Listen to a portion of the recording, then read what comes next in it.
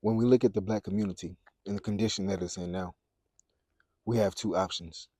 Either continue to let it dwindle down how it is dwindling now, or we can choose to fix it. Men say it's women's fault, women say it's men's fault. I don't care who spilled the milk. At this point, the spilled milk is turning spoiled and it's stinking up the whole room. Now, as a man, I believe in taking accountability, whether it's your fault or not, taking accountability for what part you had to play in it. And that allows for you to learn from your mistakes and move forward. We can't wait for other people to take accountability for their actions. That's what slows the progress. And I look at the black community now and I say, if we want forward progress, if we want change, we have to be the change. I'm speaking on men right now. Men have to be the change that they want to see. And then I believe women will follow suit. Because to be completely honest with you, when we sit back and say, oh, it's a woman's fault, it's a woman's fault, it's a woman's fault, whether it may be true or not, it don't sound good. It don't. It don't. Because as a man, it's what you allow. To be completely honest with you, it's what you allow. People gonna do what they do, yes. But after a certain amount of times, it's what you allow. So what are we allowing? What did we allow? What did we not check? What did we not change? What did we not stand on? What did we not put our foot on? And how do we change from that? This is not to beat up on anybody and things of that sort. It's just telling the truth. Where can we change? Where can we improve? We might have dropped the ball in the past. Okay, cool. Let's pick it up and let's move forward.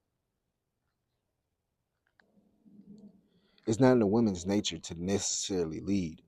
It's in a man's nature to lead, right? So if we want the community to change for the better, then I believe men have to take that first step. Now, I know a lot of men are probably saying that they have been and things of that sort, which is probably true, but you have to continue. Even if that thing that you envision at the end hasn't presented itself yet, you still have to continue. Because you have to understand you may not be able to live that out. But what about your kids, your grandkids, your nieces, your nephews, and things of that sort? This is for them as well. Like I said, we could play the blame game all day long, but sometimes that's just all it is. It's a game going over and over and over. It's time for us to fix things. And I believe once we fix things and we make it appropriate, we make it desirable, then I believe women will follow suit, as they always have, when they see it as something worth following. At this point, we can't be so concerned about what women are doing, what other people do. We can't do that. We have to focus on us. And this is black men. Again, this is black men. We have to focus on us. Stop worrying about what women are doing. Stop worrying about their mistakes or whatever the case may be. Stop focusing on that. The more that you focus on us, the more that you're going to see. So if we focus on growth, we focus on building legacy, we focus on expansion, we focus on building a happy home, then that's all we will see. If you truly desire a black woman, if you truly desire a black family and things of that sort, you have to take those proper steps now. It's just, it is what it is. You may think a lot of black women are happy to date outside the race and things of that sort. Maybe. But I have this firm belief that deep down inside, they still want a black man. So let's open up the space. Let's open up the environment. Let's change the environment. Let's change the rhetoric from the small-minded thinking that we've always been on, that comfortable thinking that we've always been on. Like I said, we're waiting on women to say, I'm sorry. We're waiting on women to take accountability and all that. We can't do that. We can't.